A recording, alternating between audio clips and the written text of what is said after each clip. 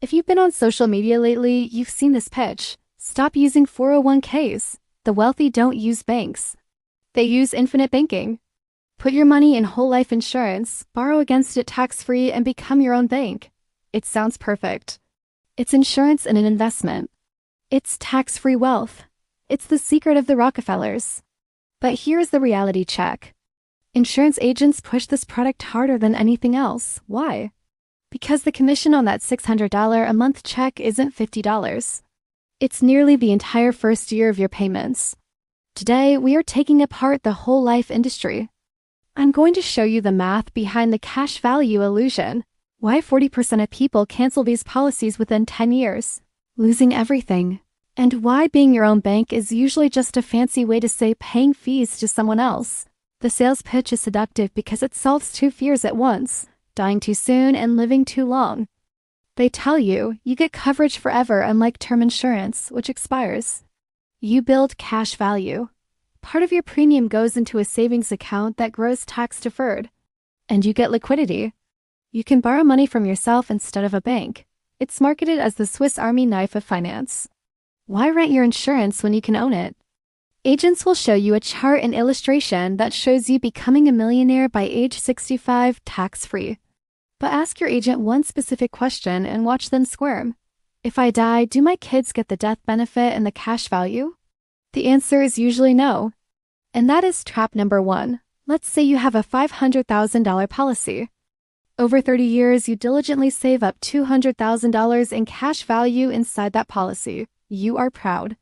You have a $500,000 safety net plus $200,000 in savings. Then, tragically, you die. Your family gets the $500,000 death benefit. But what happens to your $200,000 savings? The insurance company keeps it. That's right. In a standard whole life policy, the cash value is used to pay for the death benefit. You don't get both. You effectively spent 30 years saving money just to reduce the insurance company's risk, not to increase your family's payout. But wait, the guru says, you can use the money while you're alive. Sure, but let's look at the first 3 years.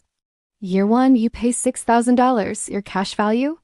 0. Year 2, you pay another $6,000, your cash value? Maybe $2,000. Where did your money go?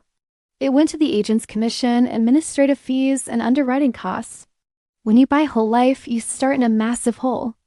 It often takes 10 to 15 years just to break even, where your cash value equals what you put in. If you invested that same money in a boring index fund, you'd have doubled your money in that time. Instead, you're celebrating getting back to zero. Now for the infinite banking pitch.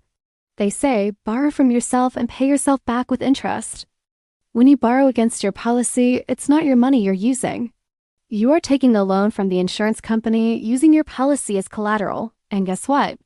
They charge you interest, usually 5 to 8%. But the policy pays me a dividend. You say yes, maybe 4 to 6%. So you are borrowing at 8% to earn 6%. You are engaging in negative arbitrage. You are literally paying to access your own money. It gets worse. In the 80s and 90s, they sold universal life policies pretending they would grow at 10% forever. When interest rates dropped, the policies collapsed. Elderly people in their 80s suddenly got letters saying, pay us $10,000 this month, or your insurance is canceled. Why? Because the cash value wasn't growing fast enough to cover the rising cost of insurance for an 80-year-old. This isn't ancient history. It happens every day. If you can't keep up with the premiums, which are 10 times higher than term insurance, the policy lapses. And if it lapses, you lose the coverage, you lose the cash value. You lose everything. 40% of whole life policies are abandoned within the first 10 years. That is billions of dollars in free money for the insurance giants. So is whole life ever good? Yes. If you have a net worth over $15 million and you need to dodge estate taxes, for the other 99.9% of us, buy term insurance. It's cheap. $30 a month protects your family for $500,000. Then invest the difference. Take the other $570 you would have spent on whole life and put it in a Roth IRA. If you do this, in 30 years, your term policy expires. But it doesn't matter. Why? Because your Roth IRA has grown to $800,000. You don't need insurance anymore. You are self-insured. You didn't borrow from a bank.